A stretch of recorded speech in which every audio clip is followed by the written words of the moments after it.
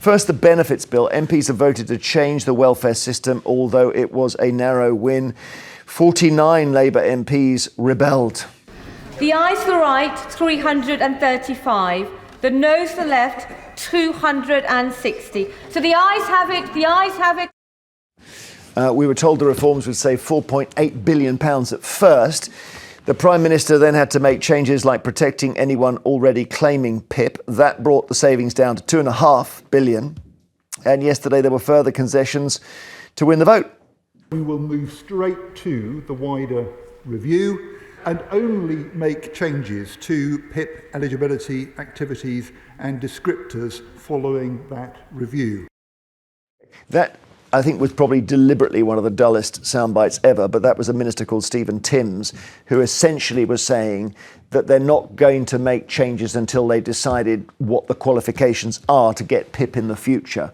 And that was a big part of the argument. So the welfare reforms will result in no savings by 2030. Beyond that, maybe they will, who knows. At the same time, they've then got this to deal with. So we now know that 20,000 migrants have crossed the Channel in the first half of the year, a new record. The Conservatives say Labour is to blame because they got rid of the Rwanda scheme. Now, we've searched high and low for someone to defend Keir Starmer, and our friend Stella has taken up the challenge. You think he can still be Prime Minister? Absolutely, he can still be Prime Minister, and he still is Prime Minister. And I think this is a very good learning moment for him. I think the concessions are good. I think it is good that the Labour Party pushed him a bit to see where his priorities needs to be and where how the rest of the parliamentary Labour Party feels. I think that he's had a very difficult year for sure. It has been, and last night was extremely difficult. And he has had to do quite a few U-turns lately with. I mean, if he was a driver, he'd be taken off the roads. He is, wouldn't he? Because it'd be too dangerous. I'll tell you why I still support Keir, and I think that he's going to remain just where he is. What all of this has proven is his weakness in terms of narrative and communication and personal relations. George Bush used to say that when he became president of the United States, he thought politics was all about policy. And by the time he left the White House, what he realized was that politics was all about personal relations. Now, this does mean that with our politicians and with our government, very often we get people who are very good in public relations and they are very good at speaking to a camera, but they're not very good on detail. They are not very good at difficult situations like handling, for example, someone like Donald Trump and the international affairs. So you think he's good at policy, but he's not very good at speaking? I think he's good at policy because I think that. Well, that makes sense because he's certainly, with respect to him, not a very good communicator. He's Yasmin. not a very good Prime Minister. It's not just about messages and how he appears on. I do agree that we judge him, or that he is judged for his performances. But for me, I will never vote for him, for the Labour Party while he's in there, because of his position on Gaza. I thought you'd say that. Yeah. I mean, that's unforgivable, but also that his government has picked on the least powerful in our society and left alone the top, the richest, to get on with their lives. That's not what Labour, we did not vote. He said change. I did not vote for the Labour Party so that he could take money from a millionaire for his suits and specs. You'd rather Jeremy Corbyn was in charge? No, I've never supported Corbyn. OK, who do you want? Because we're running out of options I'm here. sorry, there are good people would you say who would understand that you, as a Labour leader, do not take freebies when you begin and you've promised change. Russ? I mean, I agree with Yasmin that he doesn't really appear to be a very good Prime Minister. I think that the 49 rebels have now signified that Labour is going to go even more left-wing, and let's face it, as a left-wing government, there hasn't been one like this since maybe Jim Callaghan in the 70s. I remember when I was growing up. You think it's quite left-wing now, do you? Because Yasmin says he's not left-wing at all. Well, I think he is going to go even more left-wing. He's going to have no choice. Yeah. Because these rebels, and more of them, if they don't like something, they're going to dictate the way he changes his mind again and how quickly. Well, I guess what we've discovered here, which is really fascinating, is that the bigger the majority Starmer has, the less power he has. Isn't that an amazing paradox here? Because those MPs are now running him. And you think they're on the left. I do. I mean, more left-wing than him. Yes, and good. Well, okay, so is that okay with you, Stella? But that is okay with me because I agree with everything that Yasmin said about Gaza and the welfare cuts. I do think that the rebels were right, and I agree that actually the Labour Party position was wrong on Gaza, and he changed the position too late, too little too late.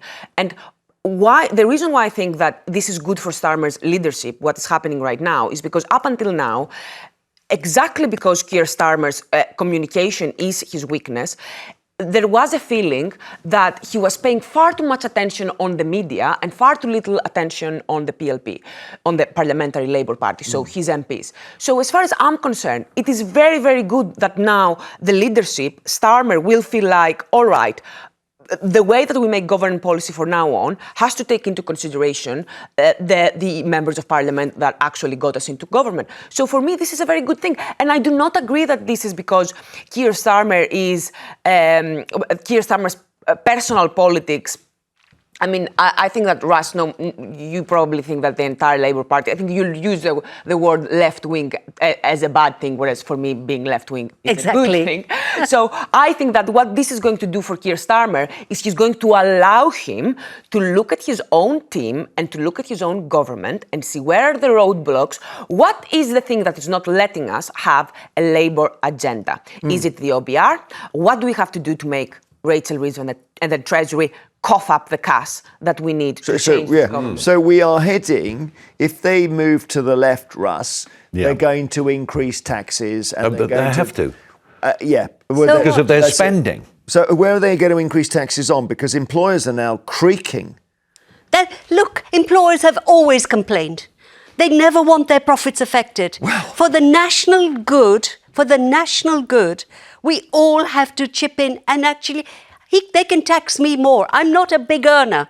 I'm happy to pay. But what if as long as Russ is happy to pay. Why should the taxpayer top up the poverty wages of massive companies with billions of profits? Why should a minimum the wage employers, why should the employees of companies with billions of profit get topped up by Russ, universal you're wage? outnumbered here. Well, I think this is a point that has to be made, that since the fall of the Berlin Wall and the end of the Cold War, the West, including the UK, became welfare states.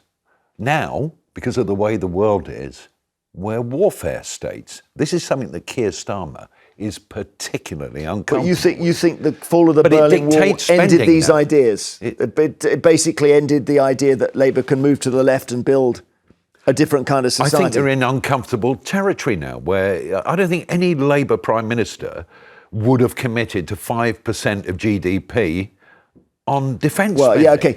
All right, there's so much here. Let's keep talking after the break and take your calls as well. Would you vote for Keir Starmer again? That's the issue. Or has this guy completely lost control and lost the plot? Give us a call with your thoughts, 0207 862 2222. So let's just remind ourselves of what seems to have happened, because it is not even 1 year yet. The end of this week is his first year. Still. So this was him when he was basically starting as Prime Minister, and then suddenly he's so, diminished. It is that thing where somebody says, honey, who shrunk the Prime Minister? Why has Starmer got so small over the last year? What's happened? Just like the movie Honey, I Shrunk the Kids, you'll remember. And also, by the way, looking like he's 90 as well. And it's the cares of office partly, but it's also that things are not working out. I asked ChatGPT, the AI device, what are the main failures? And let's see, that's an AI image. So, welfare bill is what we've been talking about. This 5 billion savings cancelled. Messaging failure. Repeated U-turns, just leading to the sense that no one knows what they're doing. John Curtis, the polling expert, saying this is the worst start in polling terms of any newly elected leader. Austerity by default is an interesting one, where they have to start making cuts because they've not got the growth, which is what they didn't want to do. Then we've already had reference to Taylor Swift freebies and Wahid Ali going into Downing Street when he shouldn't have done, and then internal discontent and divisions and people resigning over Gaza, etc. So it's all there. It's all out there. There's so much of it. And in fact, I'm going to play you a clip actually, because this again, what's the one thing we remember him saying in the last year? About a month ago, he said, and he'd had a terrible clobbering in the local elections, and he said, I don't want us to become an island of strangers. And let's have a look at this. Nations depend on rules, fair rules. Now, in a diverse nation like ours, and I celebrate that, these rules become even more important. Without them, we risk becoming an island of strangers, not a nation that walks forward together. So people said, wait a minute, that's the sort of far-right speech of Enoch Powell from the 70s. He now says, oh, I really regret saying that. Well, you regret the most famous soundbite of your first year. That's quite something. And now those Labour MPs were saying it's not always an advantage to have a big majority, because quite a lot of them have worked out already they're never going to have a government job. So they just need to face their constituents. And we saw this yesterday. Here's Labour MP Marie Tyndall. I am now one of the only visible, physically disabled members of Parliament. It is with a heavy, broken heart that I will be voting against this bill today. As a matter of conscience, I need my constituents to know I cannot support the proposed changes to PIP. 30 on this government spending plans. We will hit £100 billion on health and disability benefits alone. That is more than what we spend on defence. And this should make everyone in this House stop and think, because this bill does nothing to fix that problem, and that is why we cannot support it. We need to begin to get the benefits bill on a more sustainable footing so it lasts for generations to come. That's what the Labour Party stands for. It's been a bumpy time tonight, but we've passed second reading and we're going to go forward together. So before Liz Kendall, we saw Kemi Badenoch, the Tory leader, and then the Labour MP Marie Tyndall, and what's come out from Labour MPs. So the guy called Ian Lavery saying, I've never seen this level of chaos from a government, and he's Labour. I know. Well, you've from the start you've said Starmer hasn't got it. Are feeling this deeply. Would you want to see Boris Johnson back? No, I wouldn't, but I don't think that's the choice. I do not want Keir Starmer to carry on in this way. But the important thing also to say is this, that though democracy is about MPs also representing their constituencies. Mm-hmm. And for far too long, the party politics of our age, it's always been about getting back into power, keeping in power. Actually, these people voted for you. And I was so impressed by the disabled MP. Marie Tyndall. Because democracy is you stand up for those people who voted for you. Mm. And I think Starmer's lot and advisors thought they were just fodder. Well, they started, I mean, we're getting down a side alley here, but at the beginning, there was a vote on the 2-child benefit cap, and he had 7 rebels, and he took the whip away from all of them. Yeah. And that may have been catastrophic, because I think MPs, they don't like being treated like that. You agree, do you?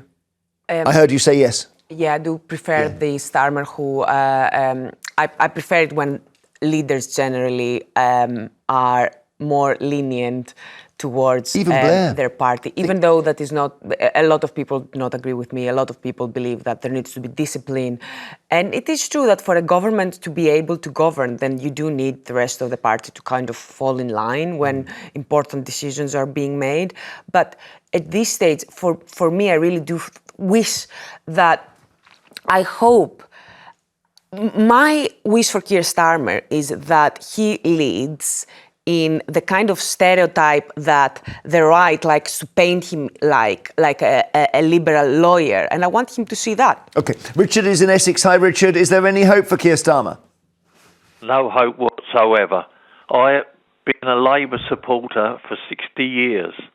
I have now ripped up my card to say that I'm a Labour supporter. I'm sending it back to Labour. Why, though? Because you've obviously kept faith through Gordon Brown, Tony Blair, Blair, yeah, all them. 60 Yeah, years, I you mean, must go back to Callaghan, who Russ mentioned. That's right, yeah. And he's the worst, is he? Yep, without a doubt. I mean, the thing that annoys me more than anything else is that he's got his cabinet that we're all backing these reforms and all this and the other, and not one of them has resigned. All they're in it for is the money and all the free gifts and everything else. They're not in it for us. What's that? So Foxcroft resigned. Somebody resigned, but they're not in the shadow cabinet. In the cabinet. She's a junior minister. But Richard's talking about the cabinet. Thank you, Richard. Virginia in Lincolnshire. Hi. Hi. Good morning. Do you think there's any? Let me put it like this: if Keir Starmer rang you, Virginia, and said, "Right, I want you to get me out of this," what would you say? I'd say change some of your advisors. Well, he's already done that. He's rung you. Okay, so Right. he calls you in. Well, I'd look at his cabinet. Yep. I'd probably want a few changes there. I do think Liz Kendall is doing a magnificent job. She's in a very difficult situation. I think there's lots of people who are claiming benefits that shouldn't be on benefit. I can understand why. Why didn't they crack on with the policy then? Because they cancelled the whole thing. Well, because I think of the rebellion from the Labour MPs. I think that sometimes when you go into politics, you think it's one thing and it's completely different. So wise. I think Yasmin has just said the right thing. You are there for the people that have voted you in, but you've got to be very clear as well with your constituents that actually these are the policies. Most people do not look what a political party stands for, what they're supposed to be doing or anything. Okay. All right. But I think it's very sad. I would support Starmer again. I think after 14 years of the mess that we had, and Boris was the worst person you could have ever had anywhere. I think it's an absolute shame. But Thank you, Virginia. Thank you so much. Sorry, we've got to take a break at some point. Thank you, and we'll have more calls after this on whether you would vote for Keir Starmer ever again. More calls on Starmer and whether he's blown it with you. That's the key question here.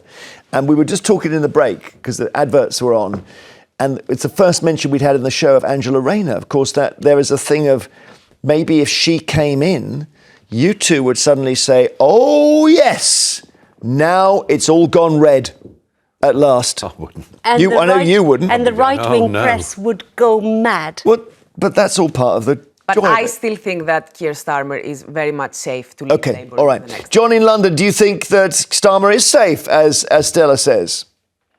The worst Prime Minister ever. That's a bit harsh on Gordon Brown, though, isn't it? No, Gordon Brown was bad, but this man is... he's a puppet for the Union. Oh, you think he's too left-wing? Absolutely not. Oh, no. He's a puppet because without the Unite, he would not be in power because it's their money that kept him going and the Labour Party. Yeah. There is 39 MPs that are card holders for Unite. Right. So that makes it much stronger for him. I don't know. I don't see him as a lefty in that way, but maybe, I don't know. Thank you, John. That's it. That's the equivalent, John, of the Strictly judge holding up a 0. Angela in Derbyshire. Wait a minute. Hi. Not Miss Rayner, is it? No, not this time, no. That neck of the woods. So what's your verdict if you were a Strictly judge on Starmer? Well, I've never voted for Labour before. However, I think I definitely would this time. Because I do believe that although this obviously things going on at the moment, I think people are expecting far too much far too soon. Things aren't going to happen overnight. I believe that people thought as soon as he came into power, the whole country's problems would be solved. And that doesn't happen, does it? I mean, look at everything that's been brought to, say, Derby, like with Rolls-Royce and the energy, what they call small nuclear modular reactors. Yeah. Those little power stations, yeah. Yes, and other things that have been brought to the country, and just the education side of it, the NHS side of it, the rebuilding of all these things that aren't ever, and which really are never put in the local or the major national news headlines. Do you know, I just feel like it's always the same things over and over and over again. Well, those are big. They're big issues. They'll take a while, and you're right. You've said you're going to show patience, and that is certainly an option. Thank you, Paul in Manchester. Do you think he should just basically say, "Look, a year is all I've got in me"? No, I think he should carry on his whole term, but I voted for him last July with a bit of optimism, and I'm not voting for him again, but where I'm going to be different to a lot of people is I won't vote for Reform, I won't vote for Tory, I won't vote for Lib Dem. I'm not massively against the Lib Dems, but I won't vote for them. And to be honest, I'm a bit put off by the Greens because Adrian Ramsey has isn't massive on trans rights. I'm really disappointed with Labour over the trans rights issue. I feel they're not an LGBT plus party anymore. And yesterday with the benefits bill, it's just been the final straw for me. So as I said to your switchboard, I think we actually need a lot more independent MPs next time. Hang on, you have 650 people all speaking for themselves. We have complete and utter chaos. I'd love it. You'd love it? No, I'd love it. And to be honest, I've even been thinking myself, should I stand on an LGBT plus rights anti-HIV stigma ticket myself? It's 4 years. That would go down well. Yeah. I think it's needed in politics, and I think, like I say, we need more variety than the independent grouping we've got currently. But as I say, and the arts, we need to look to the arts. I went seeing 3 plays at the Soho Theatre, the Kiln Theatre, and Sondheim's last musical last week. And the arts speaks politics far more than many politicians do. I don't even know why they're in the job, Jeremy. A lot of these politicians, to be honest. Well, they want to change things. They need power to change things, and they have to change their minds to get power. That's the fundamental paradox. Thank you, Paul. What an interesting... I don't know if you'd get elected if you just did a party for trans rights. I think that would be a tough one. I don't know, but I think it's an interesting point about more independent MPs. And I think there's an opportunity with much less Tories, for example. Well, that's the big change, isn't it? If you look at the makeup of Parliament... I wonder whether... I think we should really seriously consider PR. Oh, chaos. We really should now. The two-party system has failed us, really failed us. So just as Reform looked like they might actually get a majority on a straight vote, you're going to take that away? Yeah. It's of course I am. Completely naked. Graham in Leicester, hello. Hello there. Do you think Starmer has had his chips? Yes, he should resign. Go. What's the worst thing? Because there's been a few. I mean, there's obviously U-turns have become a habit. Is that the main problem? Yeah, he can't make a decision. And when he does, he does the wrong ones. All he's doing is hitting the poor people all the time. My wife, spina bifida, wheelchair, permanent user. Yeah. He's trying to take away PIP, and we need that PIP to pay for the extra goods, pay for the extra stuff. We try and buy a tyre for a wheelchair. It's 18 quid. You can go down to the bike shop and buy one for £6.49. So it's 3 times the price. I would not vote for Labour anyway, and even Labour Council, Leicester, are actually counting PIP as an income. How do they explain that? PIP has never been an income. It's always been a benefit. It's not an income. Yeah. Where do you think the government should make savings? Because we can't obviously carry on as we are. Yeah, right. He's trying to make savings. Stop the boat people for a start. Stop the boat people. Yeah, it's costing us lots of money to keep them. This is a big... And this is, in fairness... This is the Mail today. This is a disaster for Labour, this thing. Because he said he would smash the gangs, and I guess the media failed to say, wait a minute, that's not an answer. I mean, this, Jeremy, is a problem that is perpetuating, it's getting bigger, and for a man who said, my number one aim, or one of them, is to smash the gangs, to come in at these extraordinary levels. And then they have to go through a processing. We have to find money and places And they go to hotels. It's utterly unsustainable. Always, when things are going wrong, blame the voiceless stranger. Just People are blame so the cross about strangers. it, No, Yasmin. I'm sorry. What's wrong with this country? The finances are not caused by those people on the boats. Some of them are unworthy and don't deserve to be here. Some of them have no other way of saving their lives. They come from and France. I am sick to death of the way, conveniently, the population and politicians blame those people. Why don't you have one of them on your programme to tell their story? Well, I'm sure it would be very moving to have one person on, but that's not what this is about. This is No, about but it's 20,000 so easy to blame them, this isn't it? year. It's about 20,000 this year, and people don't like it. Yeah, I know Because people they don't like end up- it. Then we shouldn't have Well, then- gone into Libya. Libya is Okay, where well, the that's a good boats point. are leaving Okay, from. that's a good point. Okay? What do you say? Okay, we'll go back on the boats. When people say they've come from France and that's safe. Some people come here. I've interviewed 3 Syrian mothers who have family here.